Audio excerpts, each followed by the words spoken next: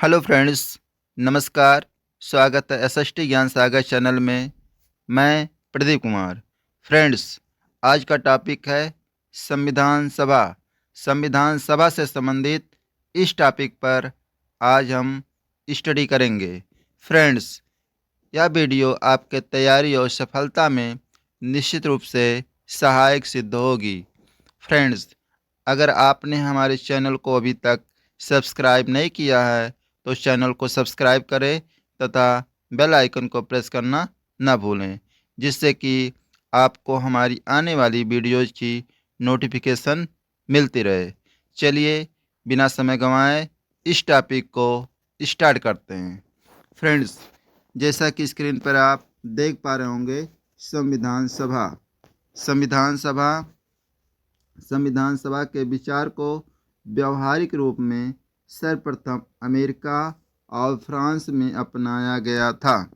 भारत की स्वतंत्रता के लिए राष्ट्रीय आंदोलन के लंबे कालखंड में अनेक अवसरों पर प्रत्यक्ष एवं परोक्ष रूप से संविधान सभा की गठन की मांग की गई थी।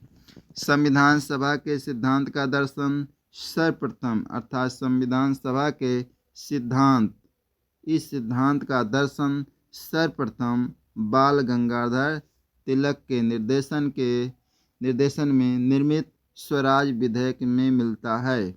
अर्थात संविधान सभा के सिद्धांत का दर्शन सर्वप्रथम कौन दिया था? बाल गंगाधर तिलक के उनके दिशा निर्देशन में निर्मित स्वराज विधेयक में यह मिलता है। फ्रेंड्स, 1922 ईस्वी में यानी महात्मा गांधी जी ने भारतीय संविधान के निर्माण के लिए भारत के संविधान सभा की आवश्यकता पर बल दिया था। अर्थात सन 1922 में। फ्रेंड्स, ये मेन टॉपिक को आप नोट करते हुए चले, परीक्षा की दृष्टि से बहुत ही इम्पोर्टेंट है। फ्रेंड्स, भारत की संविधान सभा की आवश्यकता पर इन्होंने बल दिया। हरिजन पत्रिका में गांधी जी कहते हैं, उनका विचार व्यक्त किए थे। कौन सा विचार था? भारतीय संविधान भारतीयों की इच्छा के अनुसार ही होगी। फ्रेंड्स, यह कथन किसका है? अर्थात महात्मा गांधी का है। महात्मा गांधी कहते हैं कि भारतीय संविधान भारतीयों की इच्छा के अनुसार ही होगी। ये किसका कथन है? ये महात्मा गांधी का कथन है। फिर कहते हैं, यानी अप्रैल 1923 ईस्वी में गठित संप्रभु समिति ने कॉमनवेल्थ ऑफ इंडिया बिल का प्रारूप तैयार किया।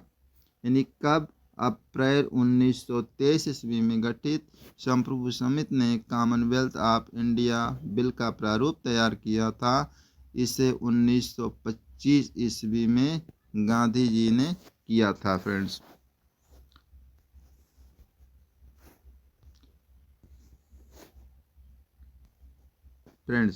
गांधी जी की अध्यक्षता वाली यानी दिल्ली सर्वदलीय सम्मेलन में प्रस्तुत किया गया था।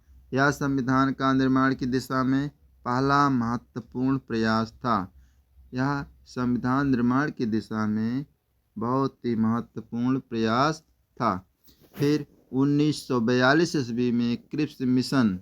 कब? 1942 ईस्वी में क्रिप्स मिशन ने भारत में संविधान सभा के गठन की बात स्पष्टता स्वीकार भी कर लिया था, परंतु इसे व्यवहारिक रूप में वर्ष 1946 में कैबिनेट मिशन प्रस्ताव द्वारा प्रदान भी किया गया था। कब? 1946 ईस्वी में कैबिनेट मिशन प्रस्ताव द्वारा प्रदान भी किया गया था। फ्रेंड्स, संविधान सभा के लिए चुनाव यानी जुलाई अगस्त 1946 ईस्वी में ब्रिटिश भारत के लिए जो आवंटित सीट थी फ्रेंड्स 296 सीटों के लिए। यानी इस चुनाव में भारतीय राष्ट्रीय कांग्रेस को 208 सीटें थी। फिर मुस्लिम लीग को 73 सीट, तथा छोटे दलों और स्वतंत्र सदस्यों को मात्र 15 सीटें प्राप्त हुई। फ्रेंड्स, नेक्स्ट है, इसके शेष सदस्यों का चयन अप्रत्यक्ष, यानी जो शेष सदस्य थे उनका चयन अप्रत्यक्ष रूप से प्रांतीय व्यवस्थापिका के सदस्यों द्वारा किया गया था, जिनका चुनाव समिति मताधिकार के आधार पर किया गया था, जबकि रियासतों का प्रतिनिधित्व उनके शासकों द्वारा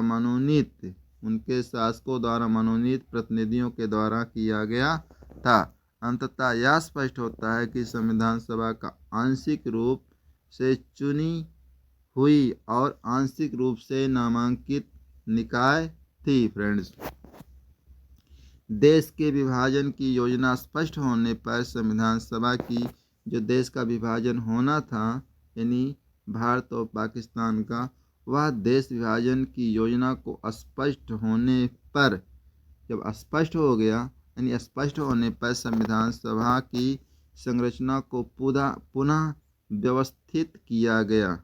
जब ये योजना स्पष्ट हो गई विभाजन वाली, उसके बाद संविधान सभा की संरचना को पुनः व्यवस्थित किया गया। पाकिस्तान में शामिल होने वाले क्षेत्रों व देसी रियासतों को चुनकर आने वाले सदस्य अब भारत की संविधान सभा के सदस्य नहीं रहे। फ्रेंड्स, पहले तो थे भारतीय संविधान सभा के सदस्य, लेकिन जब देश के विभाजन की योजना स्पष्ट हो गई, यानी पाकिस्तान अलग हो गया, भारत अलग हो गया, तब भारत की संविधान सभा के सदस्य वो अब नहीं रहे, अब ये अलग अलग इनका डिवाइडेशन हो गया। फ्रेंड्स, अगला है, अब संविधान सभा में 389 के स्थान पर, पहले कितने थे? 389, यानी अब संविधान सभा में 389 के स्थान पर मात्र 299 सदस्य ही रह गए। उसमें 299 सदस्य में से 229 सदस्य प्रांतों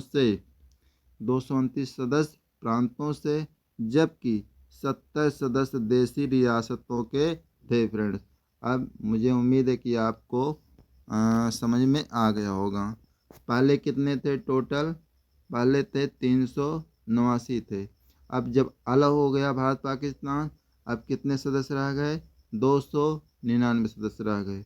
299 सदस्यों में 229 सदस्य प्रांतों से थे, जबकि 70 सदस्य देसी रियासतों के थे। फ्रेंड्स, नेक्स्ट है, फ्रेंड्स, जैसा कि स्क्रीन पर आप देख पा रहे होंगे, भारतीय संविधान सभा में शामिल महिला सदस्य, अर्थात भारतीय संविधान सभा में शामिल महिला सदस्यों की संख्या कितनी थी? फ्रेंड्स, संविधान सभा में तो कुल 15 महिला सदस्य थी। संविधान सभा में कुल टोटल अगर देखा जाए तो कुल 15 महिला सदस्य थी संविधान सभा में। पहला है विजय लक्ष्मी पंडित थी। विजयलक्ष्मी पंडित थी पहली। परीक्षा में ये भी पूछा जाता है कि संविधान सभा के पहला महिला सदस्य कौन सी थी? तो विजयलक्ष्मी पंडित थी। दूसरा है राजकुमारी अमृत कौर थी।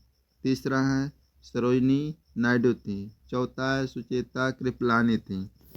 पांचवा है पूर्णिमा बनर्जी थी। छठा लीला राय थी। सातवां श्री दुर्गाबाई थी। आठवां हंसा सेहता थी।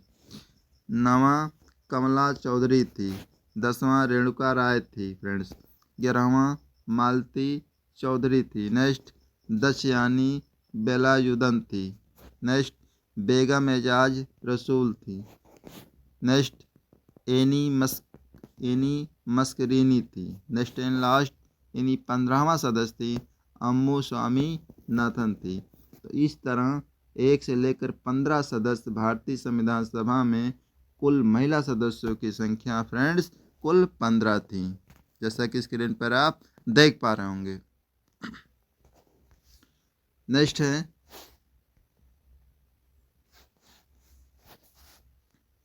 फ्रेंड्स 9 दिसंबर सन 1946 को संविधान सभा यानी 9 दिसंबर सन 1946 को ये मेन पॉइंट आप ज़रूर याद रखेंगे फ्रेंड्स, जो कि परीक्षा की दृष्टि से बहुत ही मोस्ट इम्पॉर्टेंट है फ्रेंड्स। 9 दिसंबर 1946 को संविधान सभा की प्रथम बैठक हुई। परीक्षा में देखने को मिलता, बहुत क्वेश्चन आता है कि संविधान सभा की प्रथम बैठक कब हुई थी। तो फ्रेंड्स 9 दिसंबर 1946 ईस्वी को संविधान सभा की प्रथम बैठक होती है। प्रथम बैठक में डॉक्टर सच्चिदानंद सिन्हा को अस्थायी अध्यक्ष नियुक्ति किया जाता है। यानी जो 9 दिसंबर 1946 को प्रथम बैठक हुई थी संविधान सभा की, उसमें अस्थायी अध्यक्ष डॉक्टर सच्चिदानंद सिन्हा को चुना गया था फ्रेंड्स। फिर 2 दिन बाद यानी 11 दिसंबर 1946 को डॉक्टर राजेंद्र प्रसाद को संविधान सभा का अस्थायी अध्यक्ष, यूँ कह लीजिए संविधान सभा का अस्थायी अध्यक्ष, और एच.सी. मुखर्जी को अस्थायी उपाध्यक्ष के रूप में चुना गया था तथा इसी दिन सर बी.एन. राव को भी संविधान सभा का संवैधानिक सलाहकार नियुक्त किया गया था friends. Very most important paragraph. 11 दिसंबर 1946 को डॉक्टर राजेंद्र प्रसाद को संविधान सभा का अध्यक्ष चुना गया और एच.सी. मुखर्जी को उपाध्यक्ष के रूप में भी चुना गया, और इसी दिन अर्थात 11 दिसंबर 1946 के दिन ही सर बी.एन. राव को संविधान सभा का संवैधानिक सलाहकार भी नियुक्त किया गया था फ्रेंड्स। नेक्स्ट आइए उद्देश्य प्रस्ताव पर भी हम थोड़ा बहुत चर्चा कर लेते हैं फ्रेंड्स। जैसा कि स्क्रीन पर आप देख पा रहे होंगे, उद्देश्य प्रस्ताव। संविधान निर्माण का प्रारंभ यानी 13 दिसंबर 1946 को पंडित जवाहरलाल नेहरू के उद्देश्य प्रस्ताव से हुआ। यानी संविधान का जो निर्माण हुआ था 13 दिसंबर 1946 को पंडित जवाहरलाल नेहरू के जो उद्देश्य प्रस्ताव था इनसे हुआ था। यही उद्देश्य प्रस्ताव भावी संविधान की रूपरेखा तय करती है फ्रेंड्स। इस उद्देश्य प्रस्ताव में अगर देखा जाए तो कुल 8 अनुच्छेद थे फ्रेंड्स। जो पंडित जवाहरलाल नेहरू जो उन्होंने उद्देश्य प्रस्ताव पेश किया था, उस उद्देश्य प्रस्ताव में कुल 8 अनुच्छेद शामिल थे फ्रेंड्स। नेहरू के उद्देश्य प्रस्ताव में भारतीय संविधान के प्रमुख लक्ष्य कौन कौन थे? जो पंडित जवाहरलाल नेहरू ने उद्देश्य प्रस्ताव सौंपा था, पेश किया था, उसमें प्रमुख लक्ष्य थे, जो उनका एम था, उद्देश्य था, क्या था? सामाजिक था, आर्थिक और राजनीतिक न्याय था, अभिव्यक्ति की स्वतंत्रता थी, विश्वास व उपासना का अधिकार था, आदि इसमें शामिल थे फ्रेंड्स। और इसमें हम बताना चाहेंगे फ्रेंड्स, इसमें इसके अतिरिक्त समाज के पिछड़े वर्गों, अनुसूचित जातियों व जनजातियों और अल्पसंख्यकों के हितों की रक्षा की घोषणा भी हुई थी। इसमें ये भी शामिल था उद्देश्य प्रस्ताव में। इस उद्देश्य प्रस्ताव में भारत को एक संप्रभु राज्य के रूप में पहचाना गया तथा विश्व शांति पर भी बल प्रदान किया गया था फ्रेंड्स। इस उद्देश्य प्रस्ताव में पंडित जवाहरलाल नेहरू ने इस उद्देश्य प्रस्ताव में यानी 22 जनवरी सन 1947 को सर्वप्रथम, अर्थात डेट याद रखिएगा फ्रेंड्स, पंडित जवाहरलाल नेहरू ने इस उद्देश्य प्रस्ताव को यानी 22 जनवरी सन 1947 को सर्वसम्मत से स्वीकार कर लिया गया।